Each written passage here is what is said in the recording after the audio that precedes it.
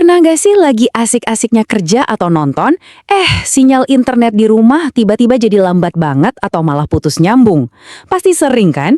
Tenang, Anda nggak sendirian kok. Ini masalah super klasik. Nah, kali ini kita bakal bongkar trik-trik yang dipakai teknisi di lapangan buat ngatasin masalah ini. Oke, jadi pertanyaan paling mendasarnya, kenapa sih sinyalnya bisa lemah? Sebelum kita ngomongin solusinya, kita harus paham dulu biang keroknya. Dan ternyata jawabannya itu simpel banget dan ada hubungannya sama fisika loh. Oke, ini dia konsep kuncinya. Namanya line of sight atau disingkat LOS. Gampangnya gini deh, bayangin sinyal internet 5G atau Wi-Fi itu kayak sinar dari laser pointer. Lurus aja kan? Dia nggak punya kemampuan buat belok-belok, hindarin rumah tetangga, atau apalagi nembus tembok beton yang tebel.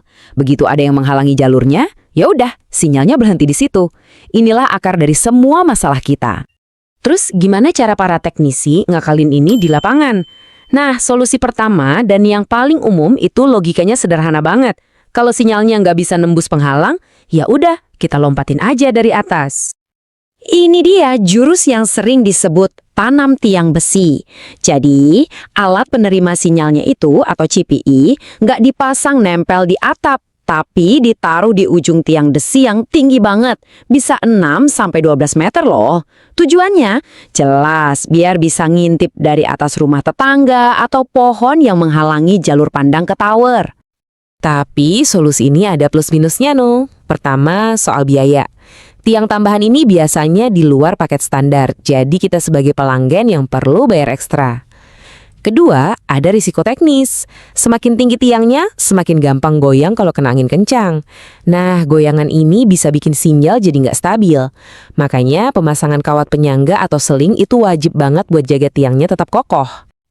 Oke, kalau pasang tiang tinggi itu nggak memungkinkan, gimana dong? Tenang, masih ada jurus kedua.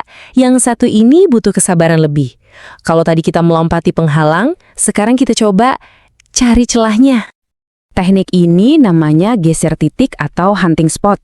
Teknisi bakal naik ke atap, bawa alat penerimanya, terus jalan-jalan sambil nyari-nyari titik terbaik. Yang dicari itu celah sekecil apapun, entah di antara dedaunan atau di sela-sela gedung, di mana tower pemancar bisa terlihat.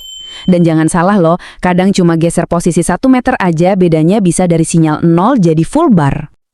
Nah, konsekuensi dari solusi ini adalah titik dengan sinyal paling bagus seringnya bukan titik yang paling ideal buat kita.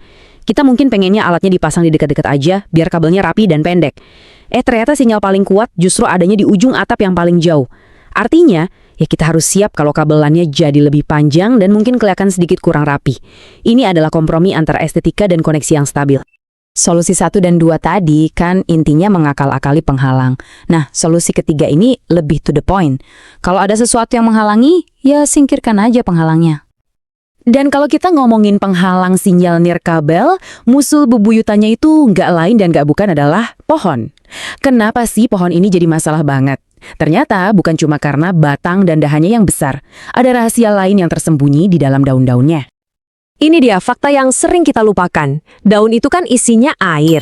Nah, saat hujan, daun-daun yang basah kuyup itu secara kolektif fungsinya berubah jadi kayak tembok air raksasa.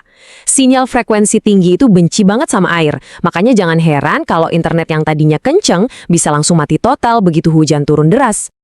Jadi solusinya ya jelas, pangkas dahan pohon yang menghalangi. Tapi tunggu dulu. Ada satu aturan emas, kalau pohonnya itu punya tetangga, jangan pernah main tebang sendiri. Wajib hukumnya minta izin dulu baik-baik. Kan nggak lucu, cuma gara-gara internet 100 ribuan, malah jadi musuhan sama tetangga. Ketiga solusi tadi memang efektif di banyak kasus, tapi ada kalanya teknisi paling berpengalaman pun harus angkat tangan. Jadi penting juga buat kita untuk tahu kapan waktunya menerima kenyataan bahwa internet nirkabel mungkin bukan solusi yang tepat untuk lokasi kita. Jadi, kapan saatnya kita harus berhenti berharap? Nih, catat baik-baik. Pertama, kalau rumah kita posisinya kayak di dasar sumur, dikepung total sama gedung-gedung tinggi 4 atau 5 lantai. Kedua, kalau antara rumah kita dan tower ada bukit besar yang jelas-jelas menghalangi. Dan ketiga, kalau dari hasil perhitungan ternyata butuh tiang lebih dari 18 meter. Itu udah terlalu berisiko dan mahal. Kalau kondisinya begini, lebih baik ikhlas dan mulai cari provider internet yang pakai kabel. Nah, setelah kita bongkar semua ini, sekarang ada satu pertanyaan terakhir untuk Anda. Coba deh luangkan waktu sebentar, lihat keluar jendela, atau kalau memungkinkan naik ke atap. Coba perhatikan, apa sih yang sebenarnya ada di antara rumah Anda dan arah datangnya sinyal? Udahkah Anda benar-benar memeriksa jalur pandang atau line of sight internet Anda? Karena memahami ini adalah langkah pertama untuk mendapatkan koneksi yang stabil.